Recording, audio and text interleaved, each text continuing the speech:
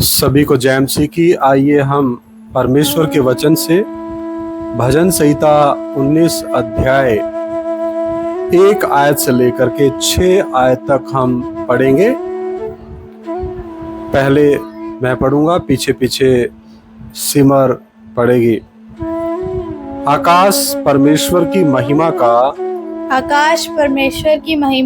वर्णन कर रहा है और आकाश मंडल उसकी हस्तकला को प्रकट कर रहा है। दिन से दिन बातें करता है और रात को रात ज्ञान सिखाती है। ना तो कोई बोली है और ना कोई भाषा जहाँ उनका शब्द सुनाई नहीं देता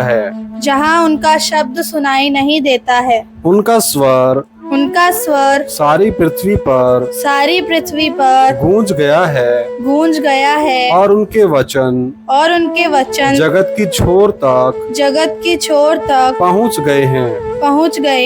उनमें उसने सूर्य के लिए एक मंडप खड़ा किया है जो दूल्हे के समान अपने महल से निकलता है। वह शूरवीर के समान अपनी दौड़ दौड़ने में हर्षित होता है। वह आकाश के एक सिरे से निकलता है और वह उसके दूसरे सिरे तक चक्कर मारता है और उसकी गर्मी सबको पहुंचती है।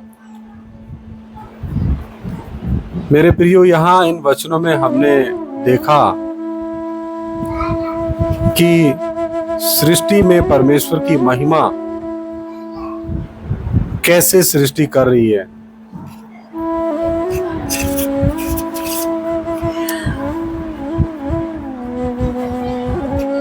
आकाश परमेश्वर की महिमा का बयान कर रहा है। जब हम रात को आसमान में देखते हैं, कितने सुंदर सुंदर स्टार हमें नजर आते हैं, आकाश गंगाएं जो यहाँ से कितने लाइट ईयर्स प्रकाश वर्ष दूर हैं। चंद्रमा देखने को नजर आता है, सूर्य देखने को नजर आता है और वो नियत समय पे, नियत ठहराए हुए समय में परमेश्वर के आदेश का पालन करते हुए उगते हैं और मनुष्य जाति की सेवकाई में लगे हुए हैं, क्योंकि परमेश्वर ने ये सब मनुष्य की सेवा के लिए और हमारी तमाम जरूरतों को पूरा करने के लिए ही बनाया। और आकाश मंडल परमेश्वर की जो हस्तकला यानी परमेश्वर की कारीगरी कितनी सुंदर है, परमेश्वर कितना महान है, उन तमाम बातों के बारे में ये वर्णन करता है। दिन से दिन बातें करता है, रात से रात, अर्थात दिन और रात को बनाने वाला भी परमेश्वर है। और हमें इनकी कोई बोली या भाषा भी समझ में नहीं आती और कोई हमें इनका शब्द भी सुनाई नहीं देता, लेकिन फिर भी सारी सृष्टि परमेश्वर की महिमा करती है, गुणगान करती है।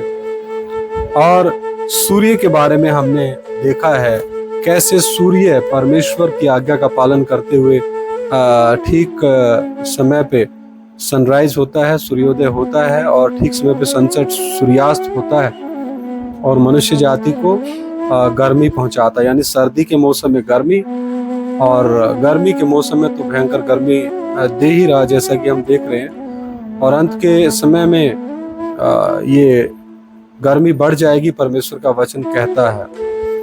तो सूर्य अपनी ड्यूटी को बराबर जब से इसकी रचना परमेश्वर ने की कर रहा है, लेकिन मनुष्य जाति परमेश्वर से दूर होगी।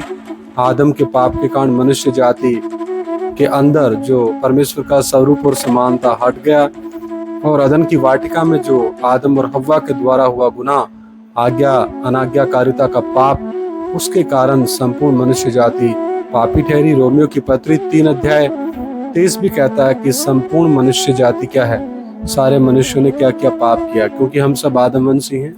आदम का खून हमारे रगों में दौड़ रहा है, उसके कारण सब मनुष्य जन्म से ही पापी हैं। और रोमियो की पत्री तीसरा अध्याय 23 आयत, छठा अध्याय 23 आयत क्या कहती? पाप की मजदूरी मौत है, परंतु परमेश्वर का वरदान हमारे मसीह यीशु में अनंत जीवन है। तो मेरे प्रियो, परमेश्वर देहधारी हुआ, 33.5 साल हम पापियों के लिए धर्मी जीवन जिया, क्रूस पे हमारे पापों और श्रापों को लेकर के वो चढ़ गया। हमारे हाथों ने पाप किए, हमारे पाँव ने पाप किए। जहाँ जहाँ मनुष्य के हृदय में गंदे विचार, पाप के विचार रहते हैं, वहाँ भी प्रभु यीशु मसीह ने शरीर में कष्ट उठाया, सिर के ऊपर कांटों का ताज रखा गया, हाथ पांव में कील ठोकी गई और पसली में भाला मारा। तो ये सब हमारे लिए ही देहधारी परमेश्वर ने सहा। उसके इस उत्तम बलिदान और इस महान बलिदान को मनुष्य जाति आज भूल गई है। मनुष्य जाति सवाल उठाती है कि वो अपने आप को तो बचा नहीं सका, वो हमें या आपको क्या बचाएगा। मेरे प्रिय भाइयों बहनों, फिलिपियों की पत्री 2 अध्याय स्पष्ट तौर पे कहता है कि परमेश्वर होने पर भी उसने अपने आप को इस बात को अपने वश में रखने की वस्तु नहीं समझा, बल्कि उसने अपने आप को शून्य किया और मनुष्यों का दास हो गया और देह में प्रकट हुआ, ताकि हम मनुष्य जाति को, आदमवंशियों को कैसे न कैसे पाप से निजात पाने का द्वार, रास्ता खोल के दे। और संपूर्ण मनुष्य जाति को यदि पाप से मुक्ति पाना है, उद्धार पाना है, जो आदम ने और हव्वा ने किया, तो उसके लिए एक ऐसा व्यक्ति चाहिए था जिसके अंदर 5 खूबियां हों। सबसे पहला, वो कुंवारी से जन्मा हो, क्योंकि आदम और हव्वा ने जब पाप किया तो उनके खून में ही वो पाप का प्रवेश हुआ और उनसे जो संतानें उत्पन्न हुई वो सब पापी ठहरी। दूसरी खूबी, वो पवित्र होना चाहिए। तीसरी, वो निर्दोष हो। चौथी, वो निष्कलंक हो। और 5वीं, वो निष्पाप हो। ये 5 खूबियों वाला व्यक्ति ही संपूर्ण मनुष्य जाति के पापों को उठा सकता था, और वो देहधारी परमेश्वर ने ही इस कार्य को किया।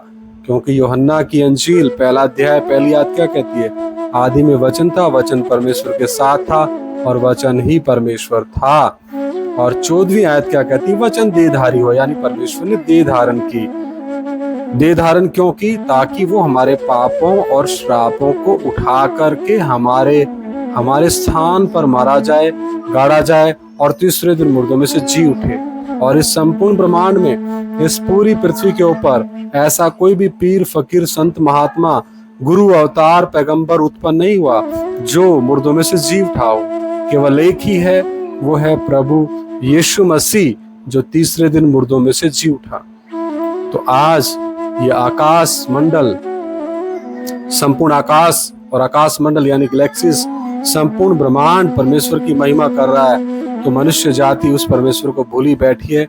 आप प्रभु यीशु मसीह के पास आए, क्योंकि यूहन्ना 8:32 क्या कहता है? तुम सत्य को जानोगे तो सत्य ही तुम्हें आजाद करेगा। हालेलुया। और यूहन्ना की अंजील 14वां अध्याय 6 आयत क्या कहती है? मार्ग, सच्चाई और जीवन मैं हूँ। मेरे प्रियो, प्रेरितों के कार्य 4:12 आयत भी कहती है, स्वर्ग के नीचे मनुष्यों में कोई दूसरा नाम नहीं दिया गया जिसके द्वारा हम बचाए जा सकें।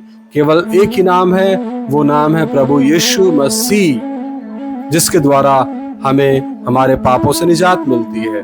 मत्ती की अंजील में भी परमेश्वर का वचन कहता है, 1 अध्याय 21वीं आयत में लिखा है कि एक कुंवारी गर्भवती होगी, पुत्र जनेगी, तो उसका नाम यीशु रखना, क्योंकि वो जगत के लोगों का उनके पापों से उद्धार करेगा। तीमुथियुस की पत्री भी 1 अध्याय 15वीं आयत क्या कहती है? ये बात सच है और हर प्रकार से मानने के योग्य है कि मसीह इस जगत में पापियों का उद्धार करने के लिए आया। और प्रेरित पौलुस कहता है, उनमें सबसे बड़ा पापी मैं हूँ। तो मेरे प्रियो, प्रभु यीशु मसीह को नया धर्म देने नहीं आया। प्रभु यीशु मसीह सिर्फ और सिर्फ मनुष्य जाति जो जन्म से पापी है, उसका मेल अपने पिता परमेश्वर के साथ कराने आया। जो मेल, आत्मिक संगति अदन की वाटिका में टूट गई थी, उसी आत्मिक संगति को वापस जोड़ने के लिए आया और कीमत देने के लिए आया, ताकि हम जो परमेश्वर के स्वरूप और समानता में बनाए गए हैं, हम उद्धार प्राप्ति करें, हम बच जाएं, हम नरक की आग में ना जाएं। मेरे प्रियो, परमेश्वर का वचन कहता है, चखो ते देखो यहोवा भला है। तो आज आप मेरी जो आवाज सुन रहे हैं, आपको जब भी मौका मिलता है, किसी भी दुकान से, कहीं से भी सुसमाचार सुनने का आपको मौका मिलता है, उसको सुनिए। पवित्र शास्त्र बाइबल खरीद के पढ़िए, क्योंकि जो आज आपको पवित्र शास्त्र बाइबल का संदेश सुना रहा है, मैं भी इस पवित्र शास्त्र का घोर विरोधी था। मैं भी प्रभु यीशु मसीह से नफरत करता था। मैं भी हिंदू धर्म में पैदा हुआ और मैं किसी धर्म की बुराई या कोई कमेंट या आलोचना नहीं करता। धर्म इंसानों ने बनाए, परमेश्वर ने कोई धर्म नहीं बनाया। अगर परमेश्वर धर्म के प्रति कट्टर होता तो हर एक मनुष्य के माथे के ऊपर उसका धर्म, जाति, गोत्र सब कुछ परमेश्वर लिख के भेजता। परमेश्वर ने आदम और हव्वा को बनाया, उसी से संपूर्ण सृष्टि आगे बढ़ती चली गई। तो मेरे प्रियो, स्वर्ग में कोई धर्म नहीं है, और धर्म का अर्थ है सच्चाई, और वो सच्चाई सिर्फ हम परमेश्वर में ही पाते हैं। तो पाप मनुष्य के जीवन में आने के कारण इस पृथ्वी पर लोगों ने अपनी अपनी मर्जी, अपनी अपनी इच्छा के अनुसार अलग अलग धर्मों को उत्पन्न किया, इजाद किया, और इनके पीछे शैतान ने बड़ी ही चालाकी से, बड़ी ही खूबसूरती से, बड़े ही मीठे बन के लोगों के दिमागों का इस्तेमाल किया, लोगों की बुद्धि का इस्तेमाल किया, लोगों को भरमाया, लोगों को अलग अलग धर्मों में एक दूसरे से ऊंचा साबित करने का कंपटीशन कराया। और आज हम अपने वर्तमान समय में इस 21वीं सदी में यही तो देख रहे हैं। मेरे प्रियो, परमेश्वर पवित्र है, परम पवित्र है, और संपूर्ण मनुष्य जाति पापी है। पवित्र शास्त्र बाइबल, परमेश्वर कितना पवित्र है और संपूर्ण मनुष्य पापी हैं। परमेश्वर का प्रेम, मनुष्य पापी है, और पापियों को बचाने के लिए परमेश्वर देहधारी हुआ। इसी प्रेम के संदेश के बारे में तो पवित्र शास्त्र बाइबल कहती है, जिस प्रेम के संदेश को प्रभु यीशु मसीह ने क्रूस पे नमूने के तौर पे दिया। प्रभु यीशु मसीह ने कहा, हे पिता, अपने परमेश्वरों को वो कहते इन्हें माफ कर, क्योंकि इनको नहीं पता ये क्या कर रहे हैं। तो माफी का संदेश, प्रेम का संदेश सब हम क्रूस से सीखते हैं। ऐसी माफी, ऐसा माफी का संदेश किसी दूसरे व्यक्ति ने इस संपूर्ण सृष्टि में नहीं दिया। मेरे प्रियो, प्रभु यीशु मसीह ही निजात देने वाला है, मुक्ति देने वाला है, वही निजात दहिंदा है, वही हमारा उद्धार करता है, वही उद्धार देने वाला है, और इस उद्धार का स्वाद आप भी चख सकते हैं। आइए प्रार्थना करें।